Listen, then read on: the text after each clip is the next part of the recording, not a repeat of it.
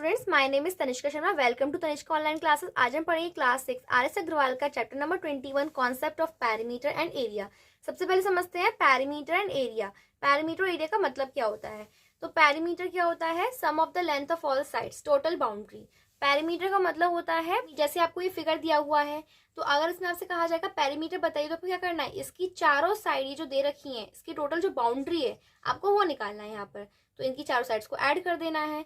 Same यहाँ पर perimeter क्या होगा, इसकी बाउंड्री, टोटली जो बाउंड्री आएगी ट्राइंगल की, इसको बोलेंगे इसका पैरीमीटर। अगर पैरेललोग्राम में बात हो रही है तो क्या हुआ, इसकी टोटल बाउंड्री आएगी चारों साइड को ऐड करके, ये होगा इसका पैरीमीटर। ये इंपॉर्टेंट पॉइंट है, आपको याद रखना है। Perimeter, total boundary of circle is called it circumference. मतलब अभी हमने यहाँ फिगर से पढ़ा था कि यहाँ पर स्क्वायर दिया है, ट्राइंगल दिया है और पैरेललोग्राम दिया है, इसका पैरीमीटर निकालना है तो इसकी टोटल बाउंड्री इसका पैरीमीटर होगा। ऐसे ही अगर सर्कल में बात होती है, सर्कल की जो टोटल बाउंड्री आपको दी जाएगी, पैरीमीटर जो होगा सर्कल का, उसको बोलते हैं सर्कमफेरेंस। तो आपको याद रखना है कि जो सर्कल का पैरीमीटर होता है, उसकी जो टोटल बाउंड्री है, उसको हम क्या बोलते हैं, उसका सर्कमफ्रेंस। इसमें आपका 1 मार्क्स का क्वेश्चन भी आ सकता है एमसीक्यू में, what is called the perimeter of circle. मतलब सर्कल के पैरीमीटर को क्या बोलते हैं, तो वो क्या होगा, सर्कमफेरेंस। देखिए इसकी टोटल बाउंड्री है ना, ये सर्कुलर बाउंड्री दी हुई है, इसे क्या बोलेंगे, सर्कमफेरेंस बोलेंगे। आप समझते हैं कि फॉर्मूले किस तरीके से फाइंड किया करना है हमें perimeter. First, perimeter of rectangle. देखिए आपको ये फिगर दिया हुआ है, इसमें क्या है, ये साइड और ये साइड दोनों इक्वल हैं, बराबर दी हुई हैं, और ये वाली साइड इस साइड की इक्वल दे रखी है। तो इस तरह का जो फिगर आएगा वो क्या होगा, रेक्टेंगल। ठीक है, तो जो यहाँ पर जो लंबी वाली साइड है, इसको हम बोलेंगे लेंथ, इसको लंबाई बोलते हैं हिंदी में। और ये जो इसकी छोटी वाली साइड है, जो इसकी चौड़ाई है, इसको बोलते हैं ब्रेथ। तो देखिए अगर हमें रेक्टेंगल का पैरामीटर निकालना है तो उसके लिए फॉर्मूला होता है 2 × L + B। मतलब 2 का मल्टीप्लाई करना है लेंथ से प्लस ब्रेथ से। L यहाँ पर लेंथ के लिए लिखा हुआ है और B यहाँ ब्रेथ के लिए लिखा हुआ है।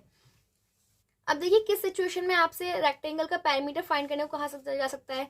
हो सकता है कि वहां पर डायरेक्ट क्वेश्चन दिया जाए कि find the parameter of rectangle, आपको रेक्टेंगल का पैरामीटर फाइंड करना है तो आप डायरेक्टली फॉर्मूला लगा देंगे। या फिर ऐसे क्वेश्चन आ सकता है कि कोई पर्सन है, एक रेक्टेंगुलर फील्ड दिया हुआ है, उसके चारों तरफ चक्कर लगा रहा है, साइकिलिंग कर रहा है। तो देखिए जब साइकिलिंग होगी तो क्या होगा, बाउंड्री पर ही तो करेगा, कोई भी इंसान साइकिलिंग करेगा यहाँ पे इस तरीके से, तो उस टाइम पे आपको फाइंड करना है, उसका पैरामीटर फाइंड करना होगा। मतलब कोई भी ऐसा काम जो बाउंड्री पे करने को कहा जाएगा तो उसके लिए आप पैरामीटर ही फाइंड करेंगे। अब जैसे कहा गया आपको फेंसिंग करनी है, जैसे फील्ड्स होते हैं ना, खेत होते हैं, वहां पे तार लगा देते हैं, फेंसिंग कर देते हैं चारों तरफ। तो फेंसिंग कहाँ करते हैं, बाउंड्रीज पे करते हैं। तो जो काम बाउंड्री पर होगा उसके लिए क्या फाइंड करेंगे, पैरामीटर फाइंड करेंगे।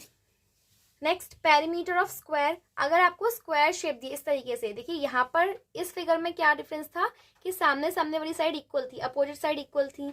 लेकिन अगर इस फिगर को देखेंगे तो सारी साइड्स इसमें इक्वल हैं। देखिए ये side, second side, third side and fourth side, चारों साइड आपस में इक्वल है, तो ऐसे फिगर को हम बोलते हैं स्क्वायर।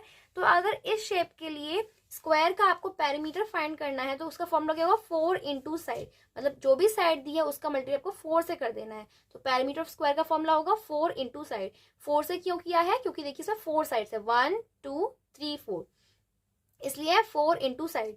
अगर आपको 5 साइड का कोई फिगर दे रखा है और कहा गया कि पांचों साइड उसकी इक्वल हैं, तो आप 5 × साइड कर देंगे। 6 साइड का फिगर और कहा गया है 6 साइड उसकी चारों इक्वल हैं, तो आप क्या करेंगे, 6 × साइड कर देंगे। मतलब जितनी भी साइड्स हैं और वो इक्वल है अगर आपस में, तो आप उतने ही नंबर ऑफ साइड से मल्टीप्लाई कर देंगे। Circumference of circle. सर्कमफ्रेंस क्या होता है, पैरीमीटर, सर्कल की टोटल बाउंड्री। देखिए ये फिगर दिया हुआ है यहाँ पे, सर्कुलर फिगर है यहाँ पर।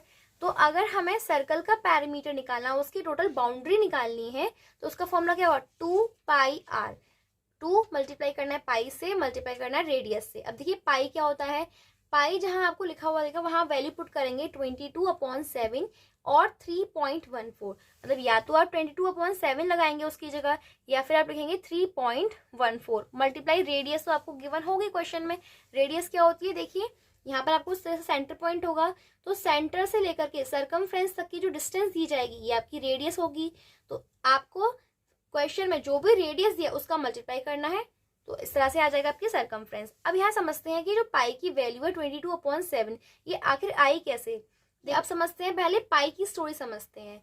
हुआ क्या था, एक मैथमेटिशियन थे जिन्होंने क्या देखा, किसी भी सर्कल के सर्कमफ्रेंस का डिवाइड जब भी हम उसके डायमीटर से करते हैं तो उसका आंसर हमेशा 22/7 आ रहा था। मतलब जो रेशियो था उसको डिवाइड करने से या तो 22/7 या 3.14, मतलब हमेशा सेम यही आंसर आ रहा था। तो उन्होंने क्या किया, उस सेम आंसर को रिप्रेजेंट करने के लिए एक यहाँ पर एक अल्फाबेट यूज किया, ग्रीक अल्फाबेट पाई, इसको हम बोलते हैं पाई, ठीक है, PIE ये बोलते हैं इसको, ठीक है। तो सर्कमफ्रेंस अपॉन डायमीटर को उन्होंने रिप्रेजेंट करने के लिए एक लेटर यूज कर लिया पाई। तो अब देखिए इससे सर्कमफ्रेंस का फॉर्मूला कैसे डिराइव करेंगे। देखिए सर्कमफ्रेंस के लिए सी लेटर यूज किया। अब देखिए जो डायमीटर है, डायमीटर क्या होता है, रेडियस का डबल। देखिए सेंटर से लेकर के सर्कमफ्रेंस की जो डिस्टेंस थी वो क्या थी, रेडियस, लेकिन अगर इस रेडियस को डबल कर दिया जाए तो ये क्या बन जाएगा, डायमीटर बन जाएगा। डायमीटर क्या होती है, डायमीटर एक ऐसी लाइन सेगमेंट होती है जिसके दोनों एंड पॉइंट सर्कल की सर्कमफ्रेंस पर हो और जो सेंटर से पास करे, तो ये इसका डायमीटर है। अब देखिए डायमीटर का फॉर्मूला होता है 2 × रेडियस, तो डायमीटर की जगह यहाँ लिख देंगे 2 × रेडियस। अब यहाँ पर क्या करेंगे, हमें निकालनी है सर्कमफ्रेंस की वैल्यू। तो हमने सीखा हुआ है कि किसी भी नंबर की वैल्यू निकालते हैं तो उसके साथ जो भी नंबर है उनको दूसरी साइड भेजते हैं। अब देखिए सर्कमफ्रेंस के डिवाइड में है 2r, अगर हमें सर्कमफ्रेंस की वैल्यू निकालनी है तो इस 2r को इधर भेजना होगा दूसरी साइड। 2r कहाँ है, डिवाइड में है, अपॉन 2r लिखा है डिनोमिनेटर में, तो डिवाइड में है ये, तो इधर क्या हो जाएगा, मल्टीप्लाई में, इसलिए जो 2r था ये पाई के साथ हो गया मल्टीप्लाई में। इस तरीके से सर्कमफ्रेंस का जो आंसर आया वो क्या हुआ, 2πr। तो आपको याद रखना है पाई क्या होता है, सर्कमफ्रेंस और डायमीटर का रेशियो। इजी है, सर्कमफ्रेंस का डिवाइड जब भी डायमीटर से किया जाता तो हमेशा आंसर 22.7 आ रहा था। इसको दिखाने के लिए सेम चीज को रिप्रेजेंट करने के लिए पाई वर्ड को यूज कर लिया, पाई लेटर को। तो देखिए स्टूडेंट्स, अब आपको इसमें पैरीमीटर का मतलब अच्छे समझ में आ गया होगा। अगर आपको कोई भी कंफ्यूजन हो रही है अभी यहाँ तक तो आप करेंगे, वीडियो को दोबारा से रिपीट करेंगे, उसको दोबारा से देखेंगे, और तब भी कोई चीज समझ में नहीं आती है तो आप कमेंट सेक्शन में वहां जरूर से मुझे बताइए, कोई भी डाउट होगा आपको तो। अब नेक्स्ट समझते हैं एरिया। अब समझते हैं एरिया के बारे में। एरिया क्या होता है, space occupied with in the boundaries of figure. मतलब क्या है कि जो भी फिगर है उसकी बाउंड्रीज के अंदर जो स्पेस होता है उसको हम क्या बोलेंगे, एरिया। जैसे यहाँ पे फिगर है, अब इसकी बाउंड्री है ये, इनके अंदर का जो ये स्पेस है ना, ये जो इसको ऑक्यूपाई कर रखा है, इसको हम बोलेंगे इसका एरिया। मतलब बाउंड्रीज के अंदर का जितना भी ये स्पेस है इसको क्या बोलेंगे, इसका एरिया।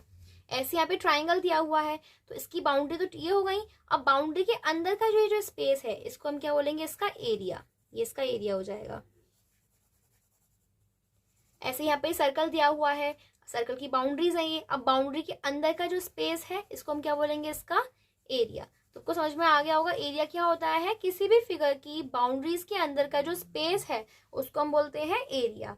अब देखिए एरिया आप कौन से सिचुएशन में फाइंड करते हैं, जैसे आपको क्वेश्चन में आया है कि आपको ये रूम दिया हुआ है या फिर जो भी जगह दी हुई है इसमें टाइल्स लगाना, तो देखिए टाइल्स आप लगाएंगे तो आप इसके एरिया के अंदर ही तो लगाएंगे, इसी को क्या फाइंड करना है, इसका एरिया। आप बाउंड्रीज पर तो लगाएंगे नहीं। आपको याद रखना है जो भी काम अंदर की स्पेस में होना है, बाउंड्री के अंदर की जो स्पेस है इसके अंदर होना है, उसके लिए हमें एरिया ही फाइंड करना है।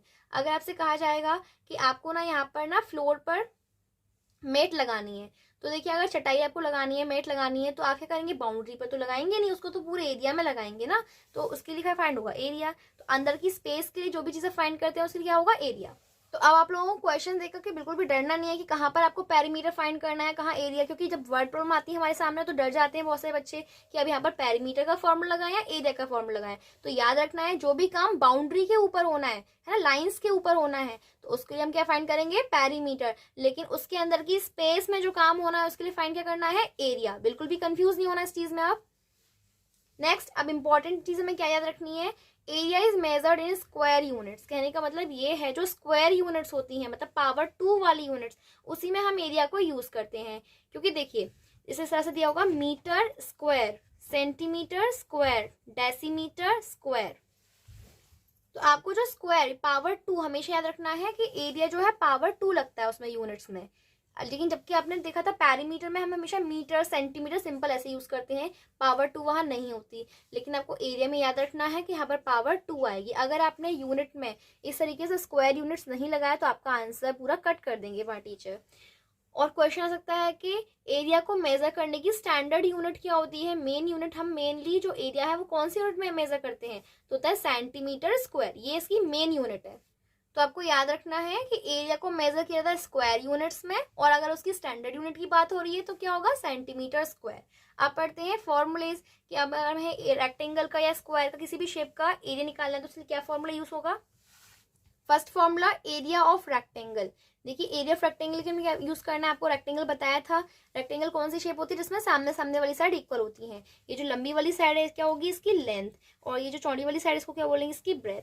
तो एरिया ऑफ रेक्टेंगल होता है L इंटू बी। पेरीमीटर का फॉर्मूला था 2 इंटू एल प्लस बी, लेकिन यहाँ पे एरिया क्या है, L इंटू बी। लेंथ का मल्टीप्लाई करना होता है ब्रेथ से, तो आ जाएगा आपका area of rectangle. Next area of square कैसे फाइंड करना होता है। देखिए रेक्टेंगल में तो लेंथ और ब्रेथ दो अलग अलग डायमेंशन होती हैं, लेकिन स्क्वायर में तो एक ही साइड सेम साइड रहती है यहाँ पर चारों साइड। तो आपको यहाँ पे एरिया ऑफ स्क्वायर कैसे होगा, साइड इंटू साइड। यहाँ पर आपको साइड का मल्टीप्लाई साइड से करना है। और दूसरा फॉर्मूला क्या होगा, हाफ इंटू डायगोनल स्क्वायर। याद रखना है स्क्वायर का एरिया फाइंड करने के दो फॉर्मूले होते हैं, एक तो होता है साइड इंटू साइड। साइड अगर दी हुई है, हो सकता है किसी भी क्वेश्चन में आपको डायगोनल दिया हो दूसरे क्वेश्चन में, तब आप कैसे एरिया फाइंड करेंगे, हाफ इंटू डायगोनल का स्क्वायर। वहां पर आप क्या करेंगे, डायगोनल का स्क्वायर कर देंगे और हाफ से मल्टीप्लाई। अब डायगोनल क्या होता है ये समझना है हमें। देखिए ये जो कॉर्नर पॉइंट है ना यहाँ पर, इसको बोलते हैं वर्टेक्स, क्योंकि देखिए यहाँ पर एक लाइन सेगमेंट ये और एक लाइन सेगमेंट ये यहाँ पर मीट कर रही है, तो इसका कॉर्नर पॉइंट है, इसकी वर्टेक्स हो जाएगी। ऐसे ही यहाँ पर ये भी इसकी वर्टेक्स है। 4 वर्टेक्स हुई ना, 1 2 3 4। अब देखिए जो ये सामने सामने वाली वर्टेक्स है ना, अपोजिट वर्टेक्स बोल देंगे इसको। तो जो लाइन सेगमेंट ये अपोजिट वर्टेक्स को ज्वाइन करेगी इस तरीके से, उसको हम बोलते हैं उसका डायगोनल। तो आपको याद रखना है जो लाइन सेगमेंट दो सामने सामने वाली वर्टेक्स को ज्वाइन करेगी उसको हम क्या बोलेंगे, डायगोनल। जिसके इसके लिए एक और फॉर्मूला क्या होगा, हाफ इंटू डायगोनल का स्क्वायर। नेक्स्ट समझते हैं एरिया ऑफ सर्कल। देखिए अब सर्कल का एरिया मतलब सर्कल की बाउंड्री है, उसके अंदर के स्पेस अगर हमें पूछा गया कितना है तो कैसे फाइंड करेंगे। इसके लिए फॉर्मूला होगा पाई आर स्क्वायर। मतलब पाई का मल्टीप्लाई करेंगे radius into radius. Radius 2 times दिया हुआ है, देखिए आर स्क्वायर। और पाई की वैल्यू क्या होती है, 22/7 या फिर 3.14। मतलब पाई की जगह क्या लिखेंगे, या तो 22/7 लिख देंगे या फिर 3.14। और रेडियस तो वहां पर क्वेश्चन में दी ही जाएगी क्या है। अब देखिए क्वेश्चन में क्या होता है, कई बार अलग अलग टर्म्स यूज होते हैं अलग अलग पॉलीगॉन के, जैसे ट्राइंगल, क्वाड्रिलेटरल, पेंटागन, हेक्सागन। तो आपको पता होना चाहिए इसमें कितनी साइड्स होती हैं। तो अभी समझ लेते हैं। देखिए आपको याद रखना है कि अगर किसी फिगर में 3 साइड है, 3 साइड है, तो उसको बोलेंगे ट्राइंगल। ट्राइंगल दिया है मतलब उसमें 3 साइड है। अगर वहां लिखा हुआ है क्वाड्रिलेटरल, इसका मतलब वहां 4 साइड्स हैं। अगर लिखा है पेंटागन तो मतलब 5 साइड्स हैं। हेक्सागन तो क्या होगा, 6 साइड्स। जैसे अभी हमने पढ़ा था रेक्टेंगल, रेक्टेंगल में 4 साइड थी, है ना, तो रेक्टेंगल क्या हुआ, एक तरह का क्वाड्रिलेटरल है। नेक्स्ट हेप्टागन, हेप्टागन दिया है मतलब 7 साइड्स। ऑक्टागन मतलब 8 साइड्स। अगर नॉनागन दिया है इसका मतलब क्या होगा, 9 साइड्स हैं। और डेकागन का मतलब क्या है, 10 साइड्स हैं। अब एक इंपॉर्टेंट बात याद रखनी है कि अगर इन फिगर की नेम्स के आगे, जैसे हेप्टागन, ऑक्टागन, जो भी फिगर दिया हुआ है आपको, उसके आगे वर्ड आ गया रेगुलर, जैसे यहाँ हेप्टागन दिया है, अगर मैं लिख दिया रेगुलर हेप्टागन, तो उसका मतलब क्या होगा। देखिए रेगुलर वर्ड का मतलब यहाँ पर ये हो जाता है कि हेप्टागन में देखिए 7 साइड है, तो 7 साइड जो है वो आपस में इक्वल होंगी, बराबर होंगी। मतलब हर एक साइड इक्वल। अगर एक साइड 5 सेंटीमीटर की है तो सातों साइड उसकी 5-5 सेंटीमीटर की होंगी। अगर एक साइड 8 सेंटीमीटर की है तो उसकी सातों साइड 8-8 सेंटीमीटर की होंगी। जैसे आपसे कहा गया कि रेगुलर पेंटागन है, ठीक है, रेगुलर पेंटागन। तो अगर पेंटागन 5 साइड के साथ फिगर आ गया 1 2 3 4 5, इस तरीके से आपका फिगर आ गया। इसमें देखिए 5 साइड है, 1 2 3 4 5, और उस वर्ड के आगे लिख दिया रेगुलर, तो आप समझ जाएंगे कि पांचों साइड इसकी इक्वल है आपस में।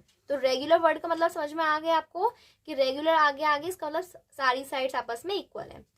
तो ये इस चैप्टर का इंट्रोडक्शन था। अभी हम इसकी एक्सरसाइजेस को फर्दर वीडियोस में सॉल्व करेंगे।